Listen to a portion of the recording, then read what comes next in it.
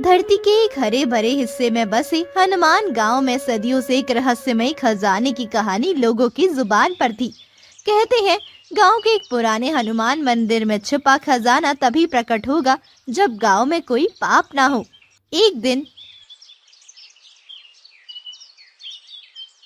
हे केसरी नंदन, अंजनी सुत, वायुपुत्र हनुमान, आप तो जानते ही हैं कि हमारे गांव में कितनी गरीबी छाई हुई है। फिर आप वह रहस्यमय खजाना प्रकट क्यों नहीं कर देते भगवान? इसमें केवल हमारा लाभ नहीं बल्कि आपका भी लाभ है। क्या आप नहीं चाहते कि ये गांव वाले रोज रोज सूखी रोटी का भोग लगाने के बजाय आपको मोतीचूर के लड्डू का भोग लगाएं? ए बिड़ू, तूने मुझे पागल समझ रखा है क्या? पिछले महीने जब एक सेठ ने मेरे मंदिर में हजारों का चढ़ावा चढ़ाया था, उसे तो गड़प कर गया था। इसलिए जब तक तुझमें और तेरे सारे गांव वालों के अंदर थोड़ा सा भी पाप है, मैं तुझे एक फूटी कौड़ी भी नहीं देने वाला। कौन है? कौन है? कौन है यहाँ पर? हिम्मत है तो सामने आकर बात करो। अबे सामने तो खड़ा हूँ, अंधा हो गया है क्या? ज्यादा इधर उधर मत देख, मैं हनुमान हूँ, हनुमान, बजरंगबली हनुमान, जिसके सामने तू कब से खजाने के लिए नाक रगड़ रहा है। हा हा हा हा हा। तभी पुजारी सब समझ जाता है और मूर्ति के पीछे जाकर चीखते हुए बोलता है, दुष्ट बंदर, मुझे पता ही था ये सब तेरी हरकत है। रुक, अभी तुझे सबक सिखाता हूँ। पुजारी बंदर के कान पकड़ जोर से ऐंठ देता है। तभी बंदर उसे जोर से काट पेड़ पर चढ़ जाता है। आ आ आ आ काट दिया हरामखोर ने। अब मुझे वैद्य जी से फिर से वह कड़वी दवाई लेकर खानी पड़ेगी। लगता है खजाने के लालच ने तुझे पागल कर दिया है पुजारी, पर इतना याद रखो, वह खजाना तुम्हें तभी मिलेगा जब हनुमान गांव के लोग पाप कर्म छोड़कर अच्छे कर्म करेंगे। समय बीतता गया और खजाने की चाहत ने गांव वालों को एक साथ लाकर इतना ईमानदार बना दिया कि वे अब किसी भी पाप कर्म की सोच भी नहीं सकते थे। पिछली बार मैंने इस दान के पैसे से अपने घर की रंगाई पुताई करवा ली थी, लेकिन इस बार मैं ये पाप नहीं करूंगा प्रभु। यह पैसा आपका है और इसे आपके मंदिर के काम में ही लगाना चाहिए। मैं अभी आपके लिए मोतीचूर के लड्डू लाता हूँ।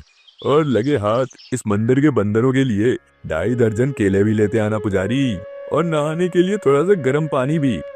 ये मेरा अर्थात बजरंगबली हनुमान का आदेश है।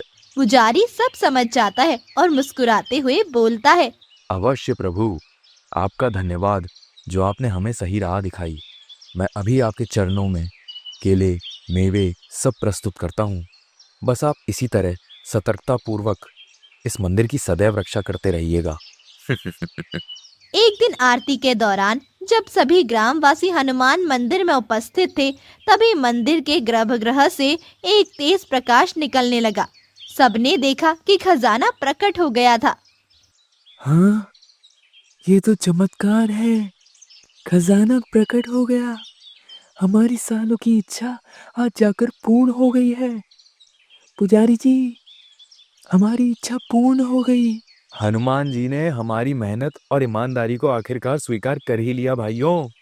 अब ये खजाना हमारा है। गांव में हर्ष और उल्लास का माहौल था।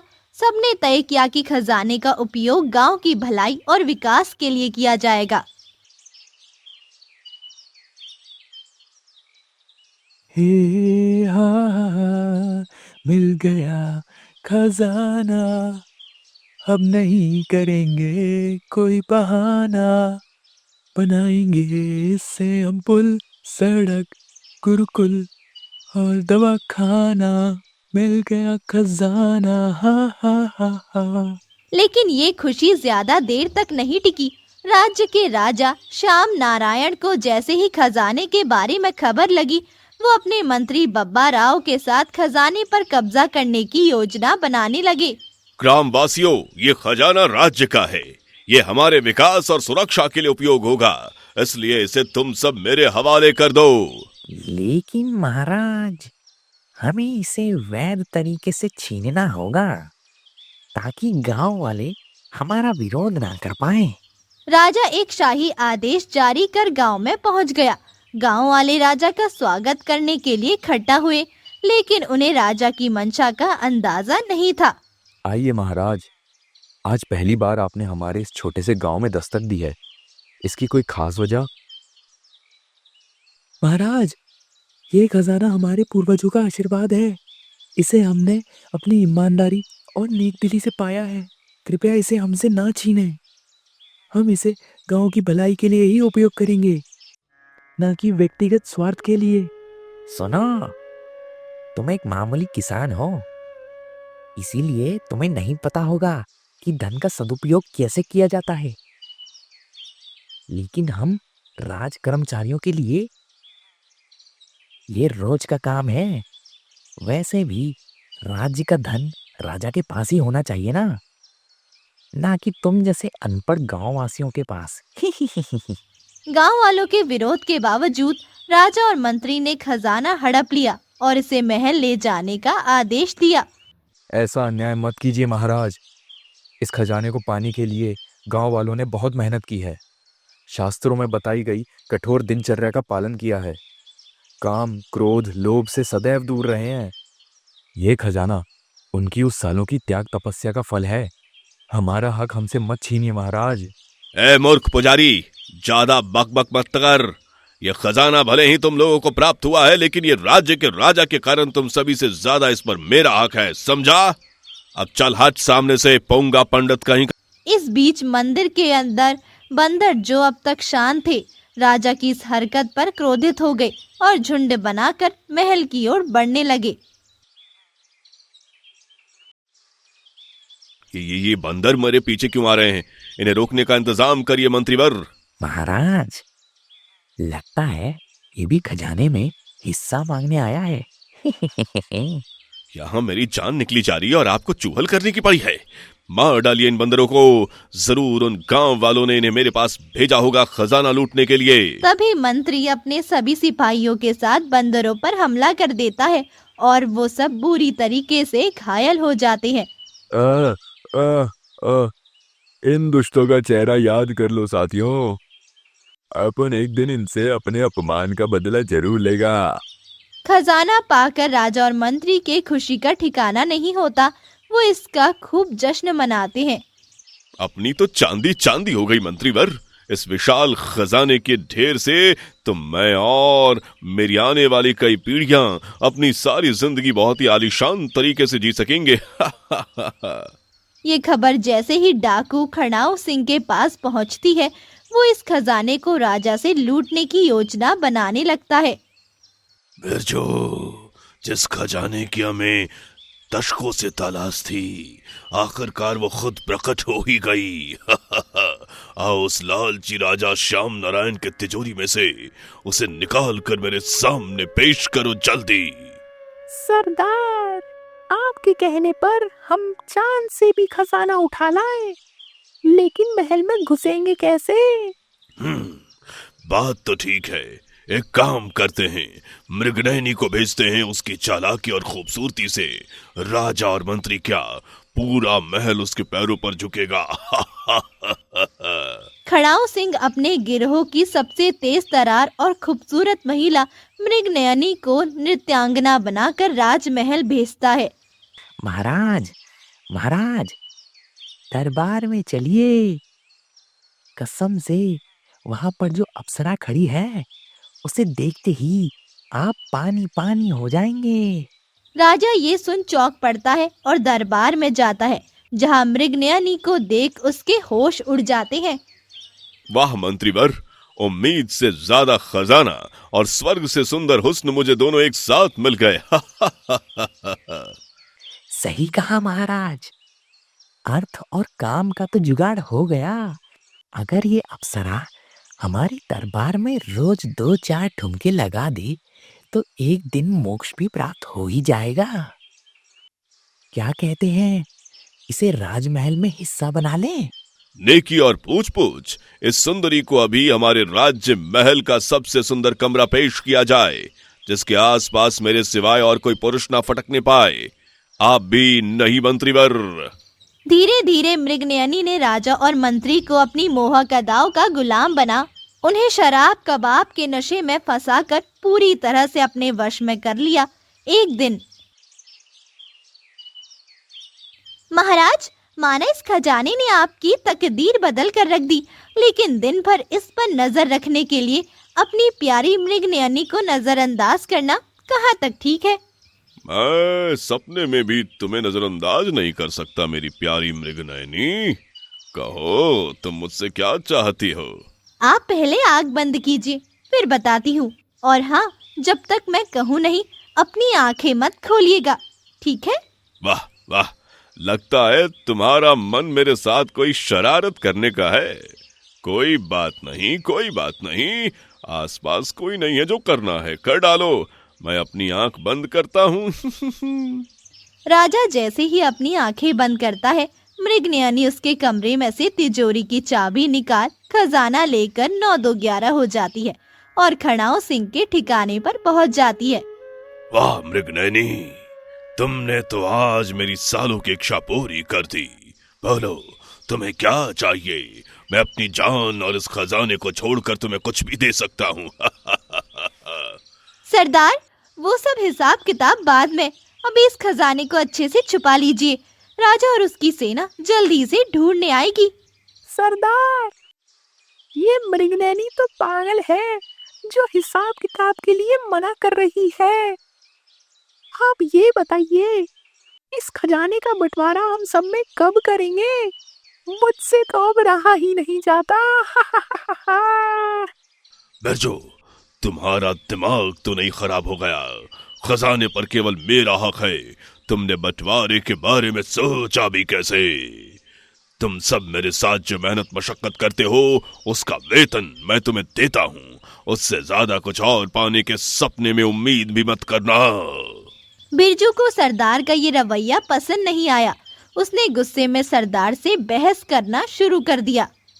सरदार, हमने भी जान पर खेलकर हर समय पर आपका साथ दिया है। ये खजाना हमारा भी है। आप हमारे साथ इतना बड़ा धोखा नहीं कर सकते। बिरजू, ज्यादा मत बोल, वरना खजाने से पहले तेरी गर्दन काट दूंगा, समझे? तभी गिरोह में तनाव बढ़ने लगा। बिरजू ने खड़ाऊ सिंह से बदला लेने की ठानी और गुस्से में दुश्मन देश के राजा काल नायक और उसके मंत्री सुतरी को खजाने के बारे में बता दिया। क्या कहा? हनुमान मंदिर का वह अकूत खजाना अब डाकुओं के पास है? हाँ महाराज, अगर आप चाहें तो इसे आसानी से हथिया सकते हैं। खड़ाऊ सिंह और उसके विश्वस्त आदमी गिरोह में बगावत के चलते कमजोर हो चुके हैं। अरे जरा सोचिए महाराज, अगर ये खजाना हमें मिल गया तो हमारी ताकत कई गुना बढ़ जाएगी और हम उससे ढेर सारा अस्त्र शस्त्र खरीद कर उस राजा श्याम नारायण को आसानी से पराजित कर सकते हैं। राजा काल नायक एक विशाल सेना के साथ खड़ाऊ सिंह के अड्डे की ओर बढ़ने लगता है। दूसरी तरफ इन सब से अनजान खड़ाऊ सिंह जश्न में डूबा रहता है। आओ मृगनयनी, मेरे पास आओ। जैसे तुमने इतने दिनों तक उस राजा के काम की प्यास बुझाई, मेरी भी बुझाओ। सच कहूं तो तुमसे इतने दिन दूर रहना मेरे लिए सदियों तक दूर रहने जैसा था। तभी राजा काल नायक ढेर सारे सैनिकों तुम अपनी प्यास भूख जो भी बुझाना है सब बाद में बुझाना खड़ाऊ सिंह। इससे पहले वह खजाना मेरे हवाले कर दो, नहीं तो मैं तुम्हारे जीवन के दिए को ही बुझा दूंगा। खजाना? कौन सा खजाना? यहाँ कोई खजाना नहीं है राजन। लगता है आपको कोई गलत फहमी हुई है। तभी राजा के पीछे खड़ा बिरजू मटकते हुए बोलता है। वही खड़ाऊ सिंह जो तुम केवल अकेले हड़पना चाहते थे और उसका बंटवारा अपने साथियों में नहीं करना चाहते थे। दुष्ट बिरजू, गद्दार, धोखेबाज, तुझे तो मैं छोड़ूंगा नहीं। तूने ये अच्छा नहीं किया। तभी खड़ाऊ सिंह को डरा धमका कर काल नायक वो खजाना हड़प लेता है और उसे अपने किले में ले जाकर खूब जश्न मनाता है। सुतरी, अब यह खजाना मेरे राज्य की शान बढ़ाएगा। तुमने देखा मैं कितना चालाक हूँ। बिना खून बहाए मैंने डाकुओं से ये खजाना छीन लिया। महाराज, आप जैसा चतुर राजा इतिहास में कोई दूसरा नहीं हुआ, लेकिन इसे बेचने की योजना क्या है? तुरंत इसे जौहरी के पास ले जाओ। जो भी सबसे ऊंची कीमत देगा उसे ये बेच देंगे और जीवन भर ऐश करेंगे, ऐश। खजाना लेकर राजा एक मशहूर जौहरी के पास पहुंचता है। जौहरी ने खजाने की अच्छे से जांच पड़ताल की और अजीब सा मुंह बनाकर बोला, धत तेरे की ये खजाना नकली है, मेरी सारी मेहनत बेकार गई। क्या नकली? ये सब कैसे हो सकता है? डाकू तो इसे असली बताकर लड़ रहे थे। ए, सच सच बोल, कहीं तू भी तो हमसे इस खजाने को नकली बताकर हमसे लूटने के फिराक में नहीं है ना? सच बोल, नहीं तो तेरे दांत तोड़ दूंगा। मैं क्यों झूठ बोलूंगा महाराज? मुझे यमराज के पास थोड़ी जाना है। देखिए, इन मोतियों का वजन हल्का है, सोने पर केवल पित्तल का लेप चढ़ा हुआ है, ये सब नकली है। इधर कालनायक और सुत्री जहां असली खजाने की तलाश में थे, वहीं दूसरी तरफ मृगनयनी असली खजाने लेकर विदेश भागने के फराक में थी। खड़ाऊ सिंह को लगा कि मैं उसकी वफादार हूँ। राजा कालनायक को लगा कि वो सबसे चालाक है, लेकिन असली चालाकी हम दोनों ने दिखाई। क्यों, मैंने सही कहा ना मेरे पति परमेश्वर बिरजू जी? सही कहा मृगनयनी। तुम्हें खड़ाऊ सिंह के गिरोह का सदस्य समझकर उसके खून का प्यासा बन जाएगा, और दूसरी तरफ राजा कालनायक भी नकली खजाना देने के जुर्म में उस खड़ाऊ सिंह को ही पकड़ेगा। इस तरह उस खड़ाऊ सिंह के पास हमें खोजने का वक्त ही नहीं बचेगा, और हम इस असली खजाने को बेच विदेश में ऐशो आराम की जिंदगी जिएंगे। उधर राजा कालनायक और खड़ाऊ सिंह के बीच असली खजाने को लेकर तनाव बढ़ने लगे। खड़ाऊ सिंह, तूने मुझे जानबूझकर नकली खजाना दिया। यह सब तेरी चाल थी, मैं अच्छे से समझता हूँ। चल अब जल्दी से असली खजाना मेरे हवाले कर, नहीं तो तुझे जान से मार दूंगा। क्या कहा? नकली खजाना? असली खजाना लूटकर कह रहा है नकली खजाना? झूठा कहीं का। तभी वहां पर राजा श्याम नारायण भी अपने लाव लश्कर के साथ खड़ाऊ सिंह के अड्डे पर आ धमका। खड़ाऊ सिंह, वो चालाक मृगनयनी तेरी ही गिरोह की सदस्य थी ना? चल अब मेरा वो खजाना मेरे हवाले कर दे, नहीं तो मैं तुझे जान से मार दूंगा। एक तरफ वो मुझसे खजाना मांग रहा है, दूसरी तरफ ये मुझसे खजाना मांग रहा है। अब मैं कोई भगवान हूँ जो सब मुझसे मांगते फिरे, गधे की औलाद। तभी जौहरी कुछ याद कर कर बोल पड़ा।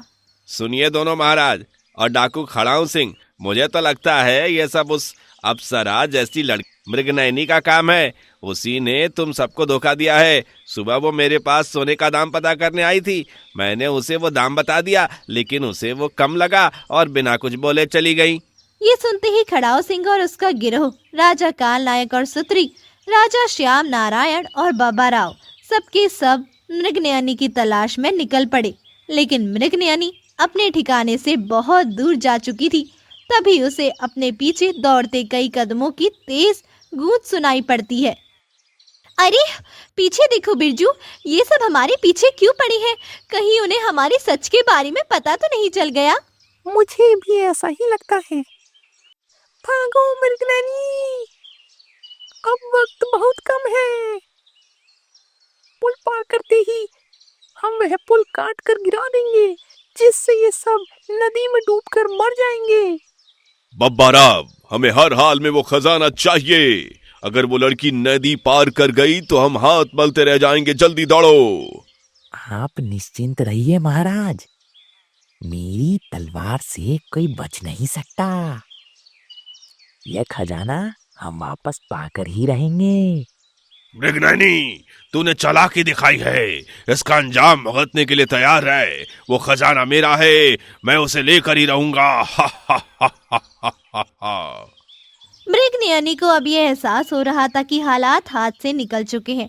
वो घबराई हुई नदी के पुल की ओर बढ़ी, लेकिन उसे नहीं पता था कि दूर बैठा बंदरों का एक समूह इन सबको बड़ी उत्सुकता से देख रहा था। ये इंसान कभी नहीं सुधरेंगे। खजाने के पीछे अपने प्राण देने के लिए तैयार है, लेकिन अफसोस वो ये पुल पार नहीं कर पाएंगे। चलो साथियों, हम भी अपना काम शुरू करते हैं। बोलो बजरंगबली की जय। मृगनयनी जैसे ही पुल पर पहुंची, उसके पीछे राजा, मंत्री और डाकू भी आ गए और सब एक दूसरे का रास्ता रोककर खड़े हो गए। मृगनयनी रुक जा, ये खजाना मेरे राज्य का है, मेरा है, चल इसे मेरे हवाले कर दे। अब मैं रुकने वाली नहीं। ये दौलत मेरी मेहनत का फल है, जो मैंने अपनी चालाकी से तुम सभी से छीना है। ए लड़की, जल्दी से ये खजाना मेरे हवाले कर दे, नहीं तो मैं तुझे इस पुल से उठाकर फेंक दूंगा, समझी? तभी जैसे ही सभी पुल के ऊपर बराबर चढ़ते हैं, बंदरों का एक समूह पुल को कुल्हाड़ी से काट देता है, जिससे सभी खजाने सहित उस नदी में गिर जाते हैं। नहीं, ये नहीं हो सकता, नहीं हो सकता ये। बचाओ, बचाओ, मुझे तैरना नहीं आता। बचाओ, मैं डूब रहा हूँ। तभी कुछ देर की जद्दोजहद के बाद तेज लहर की थपेड़े पड़ते ही सभी डूबकर मर जाते हैं। दूसरी तरफ सारे बंदर चुपचाप नदी में एक जाल फेंक वहां से खजाने को निकाल में जुट जाते हैं। देख लिया भाग्य का खेल। यही खजाना वहीं आएगा जहाँ इसे होना चाहिए। आखिरकार ये हनुमान जी की आज्ञा जो है। कुछ ही देर में बंदरों के समूह ने सारा खजाना निकाल वापस से मंदिर में रख दिया। आखिरकार हनुमान जी ने जिसके भाग्य में वो खजाना लिखा था, उसे घूम फिरकर मिल ही जाता है। अब उन्हें अच्छे से समझ में आ गया था कि तकदीर के खेल से बढ़कर दुनिया में और कोई खेल नहीं।